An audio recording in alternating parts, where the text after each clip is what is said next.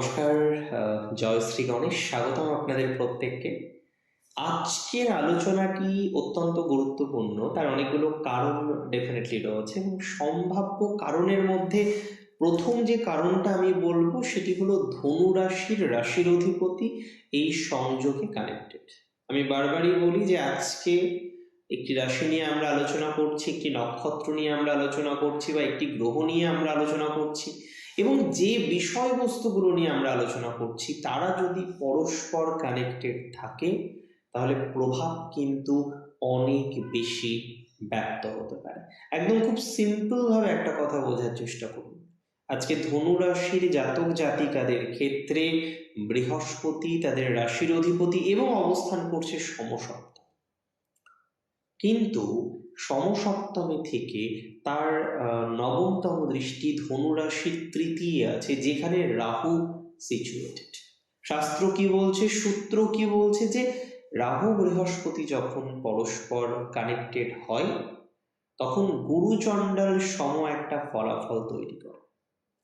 দেখুন, গুরুচণ্ডাল নামটা তো শুনে একটু ভয় লাগবেই, স্বাভাবিক। এই সংযোগের সাথে দেবগুরু বৃহস্পতি কানেক্টেড, রাহু কানেক্টেড।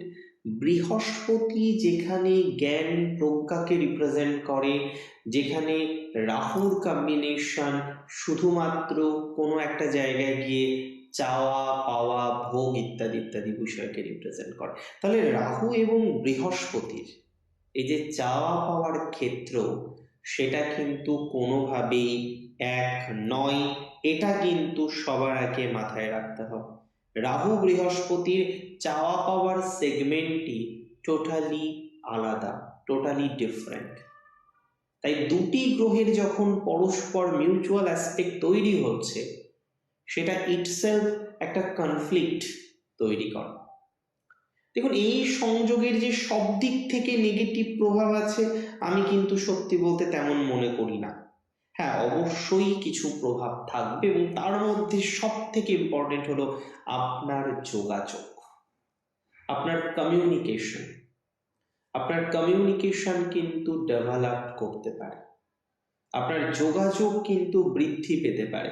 যে যোগাযোগ কারেন্টলি আপনি করে উঠতে পারছেন না, সেই যোগাযোগগুলো কিন্তু ডেভেলপ করার সম্ভাবনা রয়েছে। তবে অতীতে ক্ষতি মাথায় রাখবেন।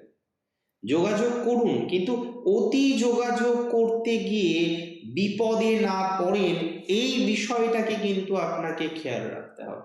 অবশ্যই যোগাযোগ করুন, যোগাযোগ তো করারই জিনিস, যোগাযোগ কেন করবেন না, কিন্তু অতি যোগাযোগ করতে গিয়ে ডিস্টারবেন্স আসতে পারে আপনার। তাই অতি নয়, যা করবেন বুঝে শুনে। অতি যোগাযোগে ডিস্টারবেন্সের সম্ভাবনা বাড়তে পারে ধনু রাশির ক্ষেত্রে কিছু ভুল যোগাযোগ হওয়ার সম্ভাবনা রয়েছে, কিছু ভুল ব্যক্তিবর্গের সাথে কানেক্ট হওয়ার সম্ভাবনা লক্ষ্য করতে পাচ্ছি।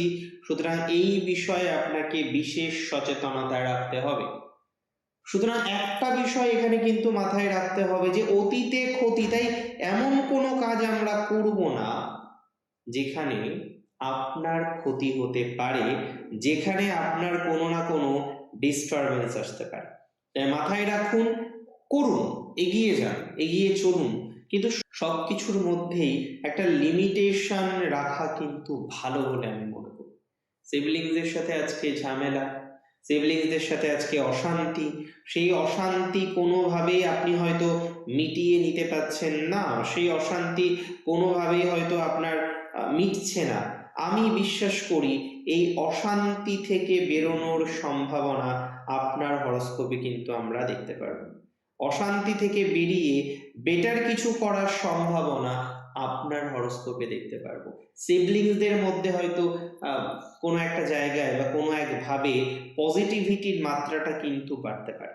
সিবলিংসদের মধ্যে কোলাবোরেশনটা ঠিকঠাক দিকে আসার সম্ভাবনা অনেকটা বেশি রয়েছে। সো যাদের এই মুহূর্তে সিবলিংস ভাগ্যটা ভালো জায়গায় নেই, যাদের এই মুহূর্তে সিবলিংস ভাগ্যটা ডিস্টার্ব জায়গায় রয়েছে, তাদের আমি দায়িত্ব নিয়ে বলে দিচ্ছি সিবলিংসদের সাথে রিলেশনশিপটা, কোলাবোরেশনটা একটু হলেও পজিটিভ দিকে যাবে, পজিটিভ দিকে যেতে পারে। এবং বিদেশ রিলেটেড বিষয়ে, বিভূই রিলেটেড বিষয়ে আপনার পজিটিভ ভাইবস কিন্তু অনেকটাই বৃদ্ধিপ্রাপ্ত হবে বলে মনে করছি। যারা বিদেশে যেতে চাইছেন, যারা বিভুঁইয়ে যেতে চাইছেন, তাদের জন্য ভালো একটা সময় অপেক্ষা করে রয়েছে।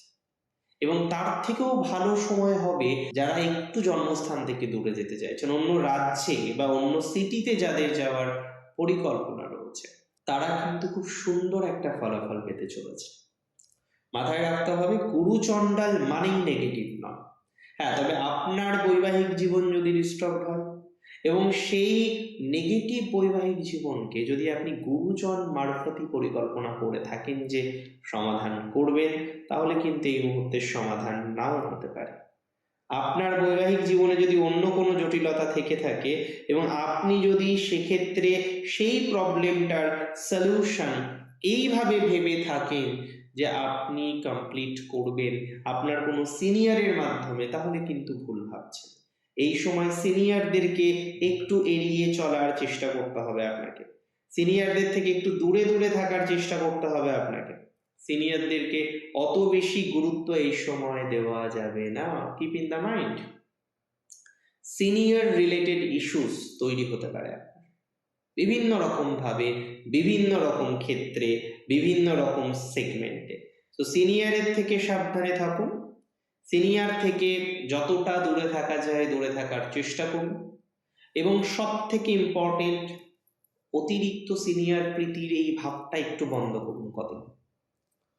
আমি বিশ্বাস করি জানেন তো, যে রাশি ধনুর আমরা অনেকগুলো বিষয়েই পজিটিভিটি দেখব যদি অতি বিষয়টা বাদ দিতে পারে। কোনো কিছু অতি করবেন না। ডেফিনেটলি আজকে একটা মানুষ আপনাকে ভরসা করে, তার ভরসার জায়গাটা রাখতে হবে।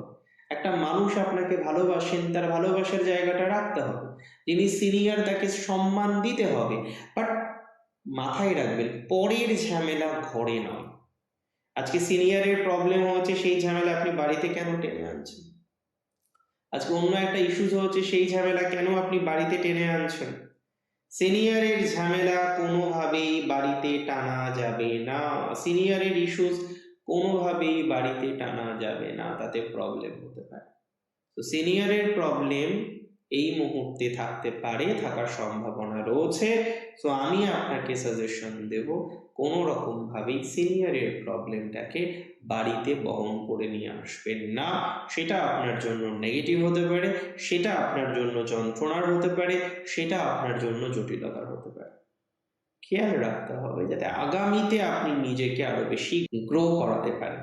এডুকেশনের ক্ষেত্রে যারা বেসিক্যালি একটু চাইছেন ফরেন এডুকেশন হোক, যারা একটু বাইরে গিয়ে এডুকেশনের পরিকল্পনা করছেন, যারা একটু অন্য রকম ভাবে এডুকেশনগুলোর পরিকল্পনা করছেন, আমি কিন্তু বিশ্বাস করি যে আপনার কোনো না কোনো এডুকেশনাল ডেভেলপমেন্টের জায়গা আমরা দেখতে পারবো।